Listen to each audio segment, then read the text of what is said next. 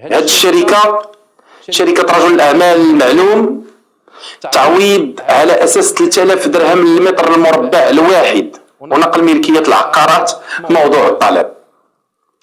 ملي كنجيو نبحثوا على ملكية العقارات كنلقاو أنها طرقان ورمبوانات. المحكمة الإدارية بالدار البيضاء صراحة ما عليها والو. جا واحد دعا أنه تم الاعتداء على عقاراته وحكمت ليه المحكمة، لكن السؤال والحكم صدر سنة 2018 في شهر أكتوبر. السؤال هو أن أيام السي العمري والسي عمدة الدار البيضاء آنذاك والسي حيكر النائب ديالو فين كانوا؟